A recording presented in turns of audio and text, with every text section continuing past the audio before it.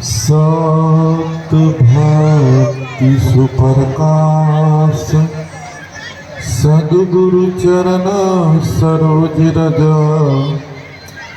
जन्म मरण करनाश बंदो चरण कमल तब कृपा सिंधु गुरुदेव गतिदाता कलसु पार उतारहु खेब सत्य कबीर दयाल प्रभु कृपा किन्ह भरपूर आयो यह संसार महा जीव चिताय अंकुर साधु रूप धरि आया किन्हो सबदा पुकार चेतो स्तन पाई के करहूं बचना शिकार।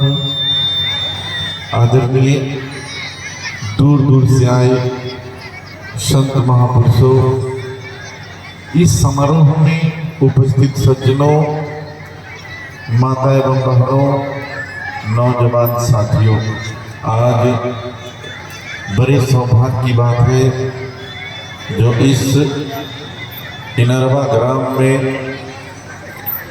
3 दिवसीय सद्गुरु कबीर सद्ज्ञान महायज्ञ का आयोजन किया गया है।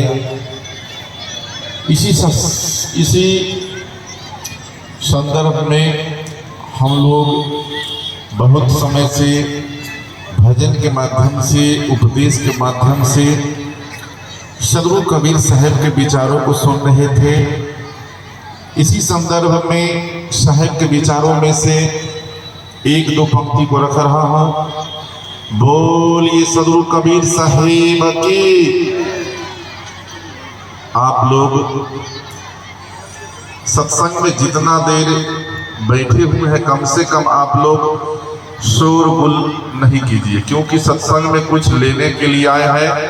तो जितना आप अपने विचार को शांत रखेंगे उतना आप सत्संग से कुछ ले पाएंगे।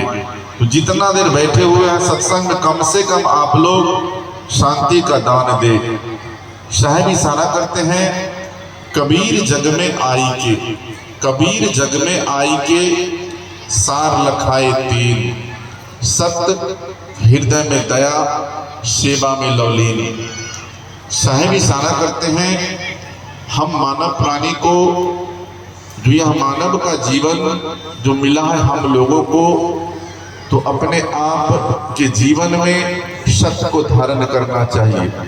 क्योंकि आज जो हम लोग सत्संग में बैठे हुए हैं, सभी लोग हम सत्संगी हैं, चाहे वह किसी भी मत को मानते हैं, किसी भी धर्म को मानते हैं, लेकिन हम लोग सत्संगी हैं।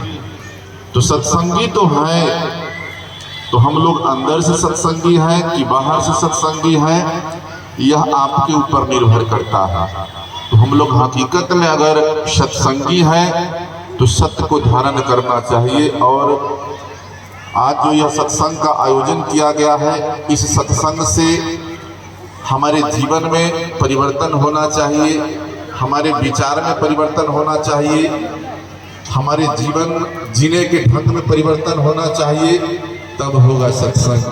नहीं तो सिर्फ शरीर को सत्संग में रखने से सत्संग नहीं हो पाएगा। क्योंकि हम लोग गाते हैं, श्रोता वक्ता की अधिक महिमा विचार कुंज नहाइए। अगर आप वक्ता को अगर शांति का दान नहीं देंगे तब तक सत्संग नहीं हो पाएगा। क्योंकि सत्संग में दोनों का सामंजस्य होना बहुत जरूरी है। अगर वक्ता बोल रहा है, अगर श्रोता अगर उस पर अमल नहीं कर पाएगा तो सत्संग में आना निरर्थक हो जाएगा, आपका समय बेकार हो जाएगा। इससे अच्छा आप घर ही रहते तो अच्छा रहता। क्योंकि आज इस सत्संग में आपने अपना बहुमूल्य समय को दिया है, तो समय को कम से कम महत्व को समझिए। तो सत्संग में कुछ सीखने की जरूरत है, क्योंकि साहब इशारा किए हैं, शब्द उपदेश सबन को कहते हैं, समझी कर अपना सुख लीजिए। राग और द्वेष ईर्ष्या छोड़ के अपना जीव का भला कीजिए। आए नित सत्संग में कुबुद्धि दूर करी, सुबुद्धि मनमा ही धारो। अब कहीं कबीर यह शब्द निर्दोष है, अपना जीव का काज सारो। तो हम लोग इस सत्संग में आए हैं, तो सत्संग का एक शब्द अगर सुन करके अपने जीवन में अगर उतार ले तो समझ लीजिए हमारा जीवन धन धन हो जाएगा। अगर नहीं समझे तो जीवन भर सत्संग में जाइएगा लेकिन आपका कल्याण संभव नहीं है।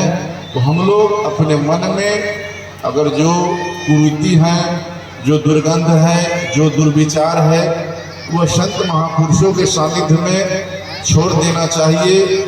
और जो संत महापुरुषों का विचार है उसको जीवन में उतार करके अपने मन में शांति कीजिए, समाज में शांति कीजिए, परिवार में शांति कीजिए, तब हमारा कल्याण संभव है। और यह जीवन बार बार मिलने वाला नहीं है। आपको यह जो जीवन मिला है बड़े सौभाग्य से मिला है। तो आप अगर अपने आप को कल्याण चाहते हैं तो हम हर बिंदु पर प्रयास करने की जरूरत है, क्योंकि प्रयास करने वाले व्यक्ति को कभी हार नहीं मिलता है।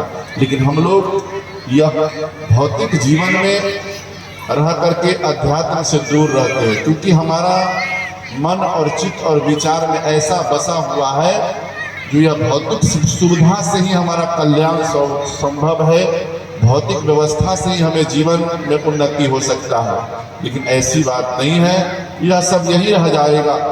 आप अपने जीवन में अगर अध्यात्म का बोध नहीं होगा तो सब बेकार है। किसी नीतिकारों ने कहा है, केवल गेहूं से भूख मिट सकती नहीं, गुलाब पे नजर टिक सकती नहीं। इंसान को जीवन जीने के लिए एक चक्का से गाड़ी चल सकती नहीं। तो आपके जीवन में बहुत कुछ भौतिक हो जाए, बहुत सुविधा हो जाए, लेकिन आपका कल्याण कभी भी होगा तो संत महापुरुषों के संगत में, अध्यात्म से। लेकिन अध्यात्म से हम लोग दूर हैं। आज हम लोग देखते हैं समाज के अंदर आप अपने जो धन संपत्ति जो भी है उसका उत्तराधिकारी हम लोग बनाते हैं, लेकिन आप अपने कर्म का, आप अपने धर्म का उत्तराधिकारी नहीं बनाते हैं। तो विचार कीजिए हमारा कल्याण कैसे होगा। और जब तक हम लोग अगर सत्संग में बैठे हुए हैं तो अगर आपके पास सत्य है तो आप सत्संगी हैं। अगर आपके पास सत्य नहीं है और सतनाम कह रहे हैं तो फिर कल्याण संभव नहीं है, क्योंकि सत्संग का मतलब है जो सत्य से संग हो जाना। तो आपके जीवन में जो दुर्मति है, जो दुर्विचार है, जो कलेश है, वह सत्संग में ही छोड़ दीजिए और सत्य को धारण कीजिए। क्योंकि किसी जीवन में अगर हम सब कुछ है, अगर आपके पास सत्य नहीं है तो बेकार है। क्योंकि आप लोग सुनते हैं संत महापुरुषों का विचार है, जो सत्य बराबर तप नहीं, झूठ बराबर पाप, जाके हृदय आप है ताके हृदय साथ। कितना हो आप तीर्थ कर लीजिए, व्रत कर लीजिए, सत्संग कर लीजिए, अपने आप को बदल लीजिए, लेकिन अगर आपके पास अगर सत्य नहीं है तो आपके पास कुछ नहीं है। सब कुछ है, अगर सत्य नहीं है तो सब बेकार है। और सब कुछ नहीं है, केवल अगर आप सत्य है तो आपके जीवन का कल्याण है। किसी नीतिकारों ने कहा है, मैं सच्चे पथ का राही हूँ, कह सकता दिन को रात नहीं, ईमान बेच दूं 2 टुकड़े पर, ये मेरे बस की बात नहीं। लेकिन हम लोग अपने मन में विचार कीजिए, जो आप अपने ईमान को कहाँ लगा के रखे हैं। आप अपने ईमान को, अपने विचार को, अपने नीति को, कर्तव्य को कहाँ लगा कर रखे हैं, अपने अपने मन में विचार करके देखिए। हम लोग चंद सिक्कों के कारण, चंद रुपयों के कारण, चंद मान सम्मान के कारण, चंद व्यवस्था के कारण अपने ईमान को बेच देते हैं, अपने जमीन को बेच देते हैं, तो अपने पद प्रतिष्ठा को बेच देते हैं। तो विचार कीजिए हमारा कल्याण कैसे संभव है।